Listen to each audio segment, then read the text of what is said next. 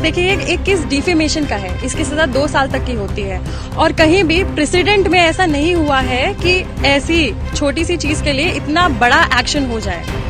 तो प्रेसिडेंट के हिसाब से भी ऐसा नहीं हुआ है और मुझे लगता है शायद राहुल गांधी जी को उनकी संसदीय वापस मिल जाए। इक्विटी सर्व की जाएगी, यानी कि जस्टिस हर किसी को मिलेगी, पुर्णेश जी मोदी जी को भी मिलेगी और राहुल गांधी जी को भी मिलेगी। ऐसा नहीं है कि जस्टिस किसी को नहीं मिलेगी, पर जो वो मांग कर रहे हैं, जो वो सजा दिलाना चाहते हैं, इसकी ग्रेविटी, ऑफेंस की ग्रेविटी को देखते हुए उन्हें सजा मिलेगी। जी बिल्कुल, उनपे कार्रवाई हो सकती है। मैं ये नहीं बोलती हूँ कि उनपे कार्रवाई बनती है। अगर आप किसी का नाम खराब करो, देखिए डिफेमेशन क्या है, किसी का नाम खराब करना, और डिफेमेशन के फॉर्म में अगर आप किसी का नाम खराब करते हो तो भी आप बच सकते हो। कैसे? 10 पॉइंट्स होते हैं सेक्शन 499 में, जिससे आप बच सकते हो, और वो 10 पॉइंट्स में अगर उनका दावा सिद्ध होता है तो उनके अगेंस्ट कोई केस नहीं बन सकता है। किसी पे भी मानहानि नहीं दर्ज कर सकते हैं। FIR रजिस्ट्रेशन का ही प्रोसेस बहुत लंबा होता है। किसी पे भी आप कोई भी केस नहीं कर सकते हो बिना एविडेंसेस के। तो जी हाँ, अगर ये केस दर्ज हुआ है तो एविडेंसेस होंगे, बिल्कुल होंगे। 100% जो फैसला है वो 4 तारीख को डिलीवर नहीं हो पाएगा, आगे और भी टाइम लगेगा फैसला डिलीवर होने में। तो अभी देखिए, सुप्रीम कोर्ट का प्रोसीजर थोड़ा सा लंबा होता है, तो 4 तारीख को जो है पूरा फैसला नहीं आएगा।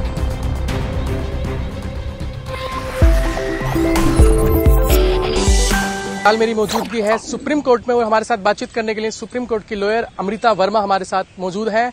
राहुल गांधी डेफेमेशन केस को लेकर एक बार फिर से जो है पुर्णेश मोदी ने सुप्रीम कोर्ट से मांग की है कि राहुल गांधी को जो है राहत ना दी जाए। हम किस तरीके से देख रहे हैं इस पूरे मामले को लेकर, जिस तरीके से पुर्णेश मोदी ने अब जो है सुप्रीम कोर्ट से मांग की है कि राहुल गांधी को राहत ना दी जाए? जी, पुर्णेश मोदी से अभी उन्होंने सुप्रीम कोर्ट में ये मैटर हो रहा है क्योंकि हाई कोर्ट में रिलीफ नहीं मिली है उन्हें अभी।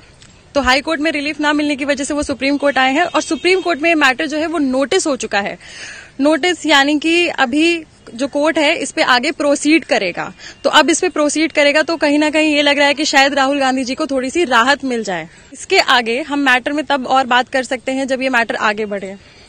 क्या लग रहा है 4 तारीख को जो फैसला आना है कि राहत मिलेगी, किस तरीके से संसदीय वापस होगी? या इस संसदीय वापसी का मामला ऐसे देखा जाना चाहिए कि देखिए एक केस डिफेमेशन का है, इसकी सजा 2 साल तक की होती है और कहीं भी प्रेसिडेंट में ऐसा नहीं हुआ है कि ऐसी छोटी सी चीज के लिए इतना बड़ा एक्शन हो जाए।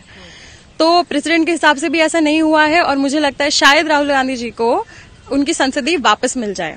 लेकिन जिस तरीके से पूरा मामला है और उस बीच जो है 21 पन्नों का जो हल्फनामा सुप्रीम कोर्ट में दिया गया है पुर्णेश मोदी का, इसके क्या मायने? जी देखिए, पुर्णेश मोदी जी खुद एक कंप्लेनेंट है, इसके मायने भी देखे जाएंगे, पर जजेस जो है वो अपना दिमाग लगाकर भी सारी चीजें देखेंगे। जस्टिस सर्व होगी, उसके लिए बस कुछ दिन का वेट और करना पड़ेगा आपको 4 तारीख तक का। बिल्कुल, सुप्रीम कोर्ट सबकी बात सुनेगा, ऐसा नहीं है कि उनकी बात नहीं सुनेगा, पर देखिए इक्विटी सर्व की जाएगी, यानी कि जस्टिस हर किसी को मिलेगी, पुर्णेश जी मोदी जी को भी मिलेगी और राहुल गांधी जी को भी मिलेगी। ऐसा नहीं है कि जस्टिस किसी को नहीं मिलेगी, पर जो वो मांग कर रहे हैं, जो वो सजा दिलाना चाहते हैं, इसकी ग्रेविटी, ऑफेंस की ग्रेविटी को देखते हुए उन्हें सजा मिलेगी। लेकिन कुछ कांग्रेसी ये भी कह रहे हैं कि जिस तरीके से राहुल गांधी को फंसाने की बात की जा रही है पुर्णेश मोदी की तरफ से, अगर राहुल गांधी को क्लीन चिट मिलती है तो क्या पुर्णेश मोदी पे भी कार्रवाई होगी? जी, पुर्णेश मोदी जी कंप्लेनेंट हैं और इस मैटर को पॉलिटिकल एजेंडा ना देते हुए एक तरह से ये देखा जाना चाहिए कि ये सिर्फ एक डिफेमेशन का केस है। बिग पिक्चर नहीं, बल्कि एक स्मॉल पिक्चर में देखो तो ये सिर्फ एक डिफेमेशन का केस है और जो सुप्रीम कोर्ट है वो उसे सिर्फ एक डिफेमेशन का केस लेते हुए ही आगे बढ़ेगी और किसी चीज यानी कि पॉलिटिकल बैकग्राउंड या क्या इन्फ्लुएंस इधर उधर से आ रहे हैं वो सारी चीज सुप्रीम कोर्ट कंसिडर ना करते हुए सिर्फ लॉ बुक्स को ध्यान में रखते हुए जजमेंट सुनाएगा। लेकिन ये सवाल इसलिए भी खड़ा हो रहा है क्योंकि जिस तरीके से राहुल गांधी को मानहानि का केस किया गया, ऐसे तो किसी पे भी मानहानि कर सकता है कोई भी। जी बिल्कुल, जब से ये मानहानि का केस आया है तब से हमारे पास भी डिफेमेशन के बहुत सारे केसेस आने लगे हैं और ऐसे केसेस आगे बढ़ते जाएंगे। और देखा जाए तो समाज में हमें डिफेमेशन का केस हम लोग बहुत छोटी उस पे देखते हैं कि बहुत बड़ा मैटर नहीं है, किसी ने हमारी बदनामी कर दी, किसी ने हमारा नाम खराब कर दिया। पर जब से ये केस ऊपर उठा है तब से डिफेमेशन के केसेस भी हमारे इंडियन कोर्ट्स में और ज्यादा बढ़ गए हैं और लोगों को अपने राइट्स, अपने नाम के लिए कि आपके नाम के खिलाफ कोई कुछ ना कर सके, उससे रिलेटेड राइट्स के बारे में भी पता चला है इस केस के उठने से। आप भी सुप्रीम कोर्ट के केसेस जो हैं बहुत बारीकी से देखते हैं, लेकिन जिस तरीके से राहुल गांधी का जो केस है उस तरीके से मांग की जा रही है, उनकी जो संसदीय है उसको वापस कर देना चाहिए, तो इसमें कुछ बदलाव देखने को मिलेगा 4 तारीख की सुनवाई? जी, 4 तारीख की सुनवाई के बाद जो बदलाव देखने को मिलेगा उसके बारे में मैं अपना पर्सनल ओपिनियन ना रखते हुए ये बोलूंगी कि हाँ, थोड़ा सा वेट करिए, आपको 4 तारीख को पता चल जाएगा कि एग्जैक्टली क्या हुआ है और जो इसका सोशल इफेक्ट है, सोशल इफेक्ट जो होगा थोड़ा सा और उसके लिए वेट करिए, क्योंकि सोशल इफेक्ट को पॉलिटिकल बैकग्राउंड में उसको देखा जाए तो सोशल इफेक्ट होगा। पर मैं आपसे ये बोलना चाहती हूँ कि प्लीज इसको एक पॉलिटिकल एजेंडा ना देते हुए एक डिफेमेशन के केस की तरह ही देखा जाए। क्योंकि ये सवाल इसलिए भी खड़े हो रहे हैं, 2024 में जो है चुनाव है और प्रधानमंत्री का विपक्ष का सबसे बड़ा चेहरा राहुल गांधी को माना जा रहा है, तो कांग्रेस ये भी कह रहा है कि कहीं ना कहीं भारतीय जनता पार्टी जो है राहुल गांधी को फंसाने की कोशिश कर रही है। जी, भारतीय जनता पार्टी राहुल गांधी जी को फंसाने की कोशिश कर रही है, ये एक डिफरेंट मैटर है, प्लीज इसको कंसिडर करिए। लोग कई बातें कहेंगे, लोग बोलेंगे कि ये भी हो सकता है। देखिए, किसी भी चीज के पीछे एक इंटेंशन नहीं होता, मल्टीपल इंटेंशंस होते हैं।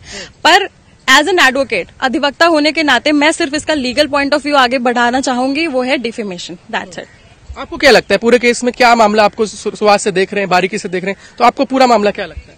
जी, मेरे को पूरा मामला बस ये लगता है कि एक समाज है, उसकी जो पर्सनल चीज है, उसकी पर्सनल फीलिंग्स, उनका नाम जो है वो थोड़ा सा इफेक्ट हुआ है। इस वजह से वो आगे बढ़े हैं, जो कंप्लेनेंट है वो आगे बढ़े हैं, क्योंकि उनका जो नाम है वो इफेक्ट हुआ है, वो आगे बढ़े हैं और उन्हें जस्टिस चाहिए। सिर्फ पूरी चीज को देखते हुए कंसाइज में अगर किया जाए तो ये है, इसको पॉलिटिकल एजेंडा ना बनाते हुए एक ये डिफेमेशन का केस है। लेकिन दूसरी तरफ से वहीं जो है कांग्रेस ये भी दावा कर रहा है कि अगर राहुल गांधी बरी होते हैं, मतलब उन पे कोई केस नहीं होता है, क्लीन चिट मिलती है, तो प्रणेश मोदी ने जिस तरीके से केस किया है तो उन पे भी एक कार्रवाई बनती है। जी बिल्कुल, उन पे कार्रवाई हो सकती है, मैं ये नहीं बोलती हूँ कि उन पे कार्रवाई बनती है। अगर आप किसी का नाम खराब करो, देखिए डिफेमेशन क्या है, किसी का नाम खराब करना, और डिफेमेशन के फॉर्म में अगर आप किसी का नाम खराब करते हो तो भी आप बच सकते हो। कैसे? 10 पॉइंट्स होते हैं सेक्शन 499 में, जिससे आप बच सकते हो, और वो 10 पॉइंट्स में अगर उनका दावा सिद्ध होता है तो उनके अगेंस्ट कोई केस नहीं बन सकता है। और उसमें सबसे बड़ा दावा होता है ट्रुथ, यानी कि सच। आप किसी पे भी मानहानि नहीं दर्ज कर सकते हैं। एफआईआर रजिस्ट्रेशन का ही प्रोसेस बहुत लंबा होता है, किसी पे भी आप कोई भी केस नहीं कर सकते हो बिना एविडेंसेस के। तो जी हाँ, अगर ये केस दर्ज हुआ है तो एविडेंसेस होंगे, बिल्कुल होंगे, और इसके आगे केस अभी थोड़ा सा प्रोसीड होने दीजिए, थोड़ा सा बढ़ने दीजिए।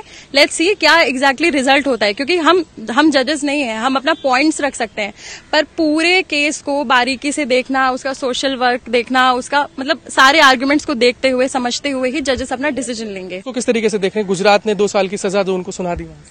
जी देखिए, डिफेमेशन की सजा 2 साल की होती है, इसलिए गुजरात में उनको 2 साल की सजा सुनाई गई है, और उसी के अगेंस्ट हम सर्वोच्च न्यायालय यानी कि सुप्रीम कोर्ट में आए हैं, ताकि जो से है वो पूरी तरह से रखा जाए और अपील का जो है सही तरह से फायदा उठाया जाए। चलिए, आखिर में एक लास्ट सवाल की 4 तारीख में जो फैसला आना है, सुनवाई होनी है, आपको क्या लगता है कि किस तरह का फैसला आपको देखने को मिल सकता है? जी, मुझे लगता है कि 100% जो फैसला है वो 4 तारीख को डिलीवर नहीं हो पाएगा, आगे और भी टाइम लगेगा फैसला डिलीवर होने में। तो अभी देखिए, सुप्रीम कोर्ट का प्रोसीजर थोड़ा सा लंबा होता है, तो 4 तारीख को जो है पूरा फैसला नहीं आएगा।